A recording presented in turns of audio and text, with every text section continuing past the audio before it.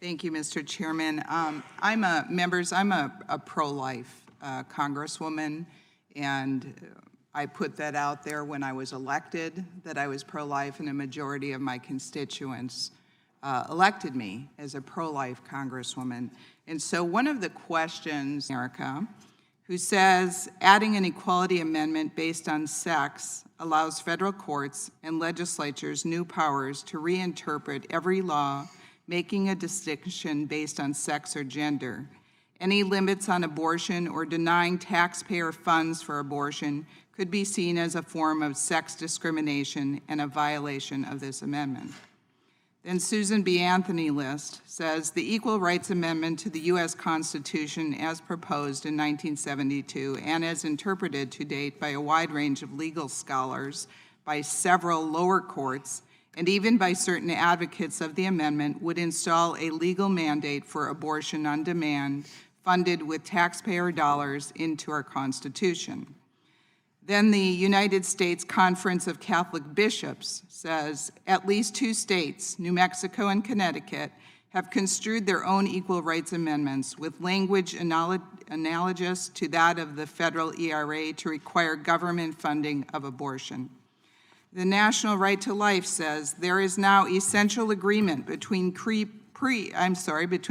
pro-life and pro-abortion groups that the language of the 1972 ERA is likely to result in powerful reinforcement and expansion of abortion rights.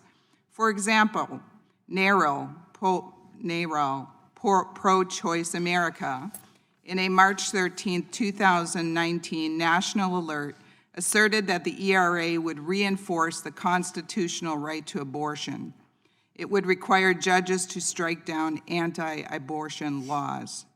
Beginning in 1983, pro-life members of Congress have insisted that a simple abortion neutralization clause must be added to any new ERA before it is sent out to the states.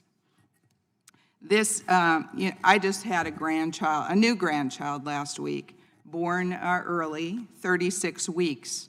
Then I was looking on Twitter and saw a tweet that said that many states allow abortions through 37 weeks. This year, we have seen radical efforts in states like New York and Virginia to expand abortion on demand through the moment of birth, and even infanticide of babies born alive after a failed abortion. Every leading Democratic candidate for president backs this extreme agenda, as well as many House Democrats, led by Speaker Pelosi, who have blocked more than 80 requests on the floor of the U.S. House of Representatives to vote on the Born Alive Abortion Survivors Protection Act. Now, this bill is trying to change the rules to bring back an expired, outdated amendment that would rewrite our Constitution to enshrine a right to unlimited taxpayer-funded abortion. This bill hijacks the language of equal rights to deny unborn girls the most fundamental right of all, life.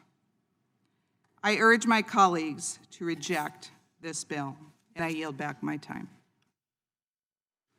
Thank you, gentlelady, for yielding back. For our purposes, the gentlelady from Texas seek recognition. I move to strike the last word. Gentlelady is recognized. Thank you, Chairman. I am so grateful to you for bringing this resolution before us. I'm grateful to Representative Spear for her work on it. I'm grateful to all of you in the